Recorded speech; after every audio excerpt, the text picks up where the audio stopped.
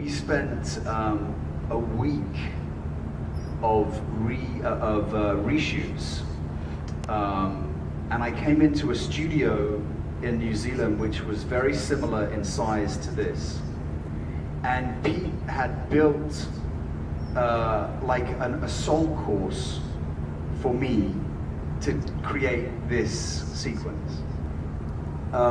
Peter is and at that time as well was I had very little experience, first of all. Yeah, this was my first, aside from Wild, this was my first real movie experience and professional experience, I would say. As a young actor, it was like I had all these ideas for the character and saying it's true to the novel, to the books, which of course Peter did faithfully and in a remarkable way, and he had the bigger vision at whole. But he was incredibly youthful. You know, I always remember Pete on set. He would be like, he would almost be he'd be like, so this is where Legolas shoots the arrows. He would sort of reenact the moments, but in a way that only Peter could do with such charm and youthful vigor. But we would, you know, I think we all came to this project not knowing what it would be and how it would be received, and with real kind of passion and for this to bring this remarkable world to life. And improvisation was not something that we did a lot of. You know, there was a lot of big set pieces, so you know, it's often on smaller independent movies that you have the opportunity to improvise and play with a character in that way. You know, on a movie of this scale, there's a very strict time, you know, schedule that has to be adhered to. When the movie released, actually, it released around the world. It was released globally at one time, the first Lord of the Rings, and I went to India with with one of the hobbits and a couple of friends, and I was on a beach in India and sort of pretending like nothing was happening, which was one of the last times that I experienced real anonymity. At times. But I wouldn't change anything. I'm, you know, remarkably grateful for all of the opportunities that life has afforded me, and yeah. The funny thing about that particular sequence is that we were in a studio, a big soundstage, a room not dissimilar to the size of this room, and on a giant ship, but with a gimbal. But the rain machine was just so intense. So like you can see in some of the shots we go like, "Will you marry me? Will you marry me?" Because we're really fighting the elements of the rain. On a soundstage can often be they're either a really good friend of yours or a really good enemy, but you always have to try to make all of those things work to your advantage. In fact, I would say that's true for all of, you know, as you young budding actors. It doesn't really matter whether you want to be an actor or in life, but the truth is that or not the truth, but I think the useful thing is when you come onto a stage, you can often, you know, it's like life. You can have an idea of how you imagine something should be, and if in fact you let go of any idea and accept what there is and make that work to your advantage. So in this case, you know, the waves and the rain and the rain machine blowing in our faces, it gives a rather charming effect. At the time, I can tell you that both Keira Knightley and myself were miserable because it was freezing cold, the costumes were impossible to move in, and the rain was in our faces, but actually it gives, you know, that certain charm that you couldn't get otherwise. I would say, you know, for Maya as well, you know, Maya was, as an Italian, she went, which is interesting for your students here, she was a young Italian woman who came to London to learn to act in a British drama school, which is incredibly focused on the dialect, the voice, the movement.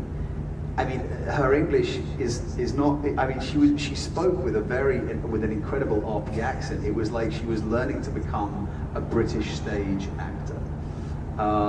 And I think that was something that she was trained for, and she had this remarkable, experience with Marco Bellocchio, and then she went into this. I mean, in a way, you came back into your own when you came to working with him and back into Europe. But for a while, you had this dream of being a British theatre actor, right? Yes, absolutely. Which you were trained for, and I was always amazed because this was her second language. I mean, to try to understand the concepts behind some of the great writers like Shakespeare and Brecht, or we were studying metaphysical poets like Milton, this is her second language. I mean, this is one incredibly intelligent woman, but also it was amazing to see her. We had different career trajectories. Nobody could know that I would go and do this movie with Peter Jackson, what that would become, but I'm fortunate to have her as a friend, and I value that because I see her as a great artist today. Thank you. The opportunity to play Romeo came because I had. Are you familiar with Gustavo Dudamel? Gustavo Dudamel is. He is the musical producer, conductor, chef d'orchestra. He's the visionary behind the LA Philharmonic. So I did 5 nights of. He combined an evening over 5 nights of Shakespeare with music, a musical evening of Shakespeare and.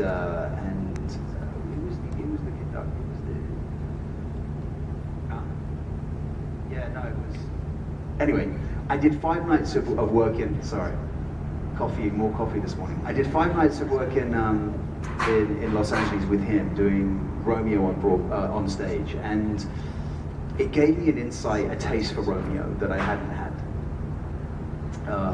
And when I went to New York to take meetings for the idea of doing a play, whether on Broadway or off Broadway, I met one producer who said, "What have you been doing?" And I said, "Well, I've just done this work with Gustavo Dudamel." And I would, and on stage, and it kind of reinvigorated my ideas and reminded me of being on the stage. And she said, "Well, we've always wanted to do a Broadway show of Romeo and Juliet. Would you consider doing the whole play?" And I was maybe 36, 37, and I thought, well, I won't be the oldest, but I certainly won't be the youngest to do it. But I thought maybe it would be an interesting place to start. So I had probably one of the most rewarding experiences of my career on Broadway playing Romeo, and it was a good precursor to Hamlet. In my mind, Romeo he has that madness that Hamlet develops. The character, Shakespeare wrote Hamlet.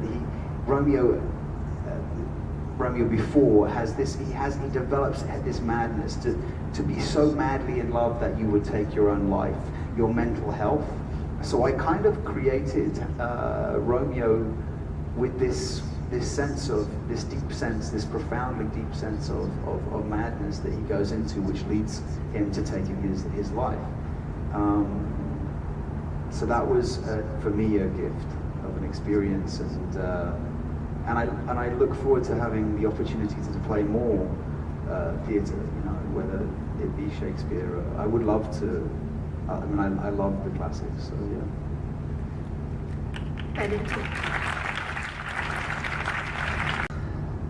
yeah, thank you for that question. I saw in Romans an opportunity to really go deep into a character and to wrestle with and try to empathize and understand with one of you know, something that is so hard. I've never experienced sexual abuse personally. So the writer who I think did a fantastic job. When I read the script, I knew, when I opened the script, I read the title and I read maybe halfway down the first page, the description of the character was there, and he was in a church climbing, you know, he was demolishing this church, which you see at the opening of the movie. And I knew immediately that I wanted to play this character. Before I got anywhere, before I got further through the script. It's often the case for me. But so then it was, as I started to unpack, you know, like an onion, unpeel this experience, I was like, and through reading it, I realized how important it would be for me as an actor, and how important it would be, I think, for men and you know, men and boys and people, not just men, but who've experienced this kind of abuse, how this movie would be potentially an opportunity to shed a light on this issue in a way that would, I hope, make them feel heard. Because we shot this movie maybe 2.5 years ago, and it was embroiled with a lot of complications, and this is really the first time you're getting to see it, and I'm very glad that, you know, that's the case, and that it's screening here in Rome. It seems very fitting. So I hope that you all get to see it, and thank you for having me and allowing me to be here for this.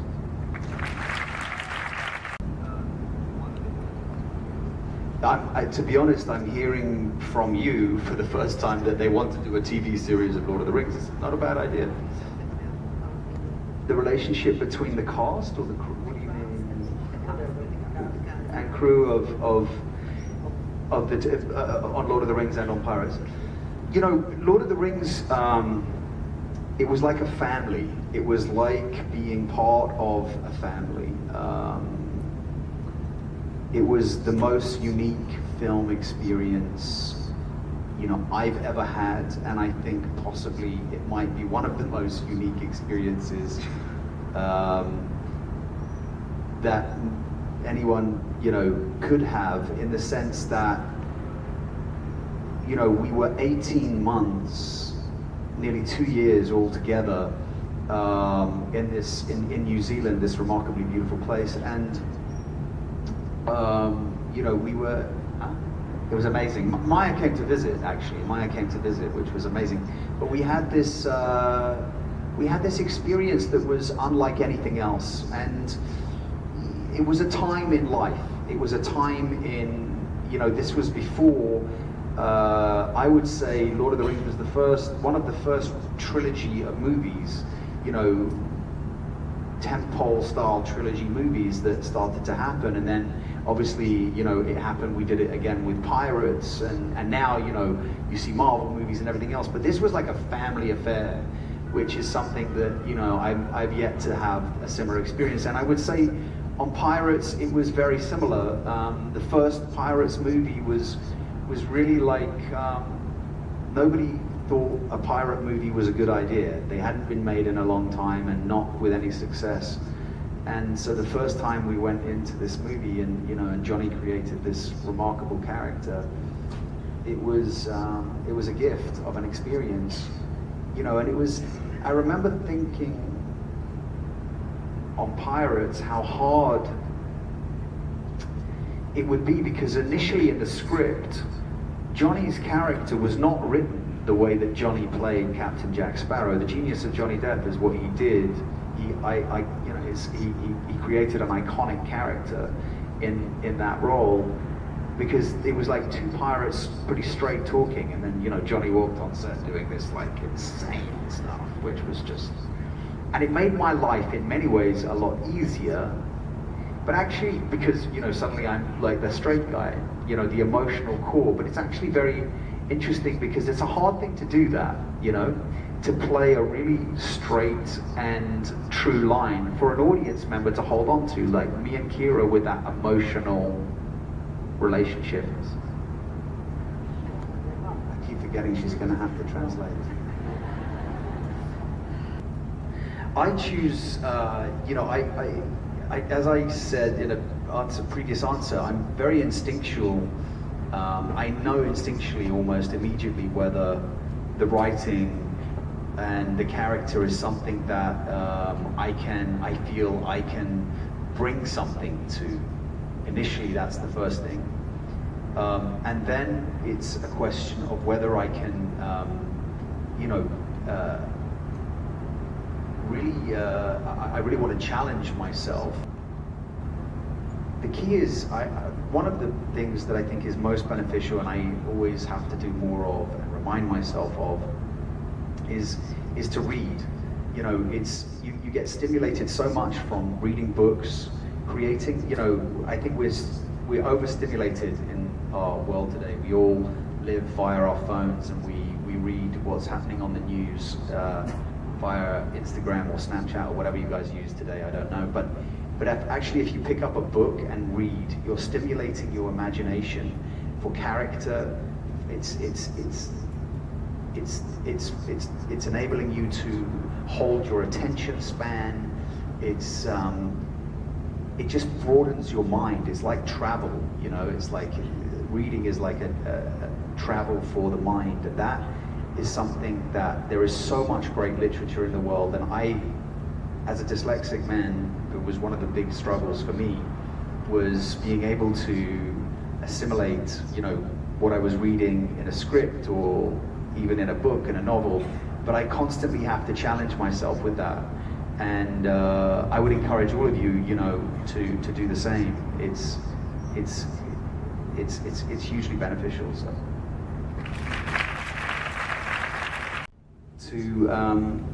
To really experience and study animals. And, you know, I thought, I'm going to be maybe a silverback ape, or maybe a lion or a tiger. And it was our movement coach who said, no, Orlando, you're going to be a lizard.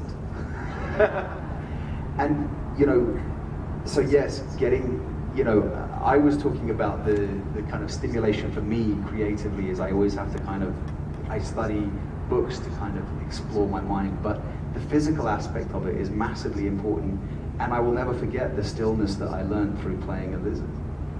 I'm so incredibly grateful.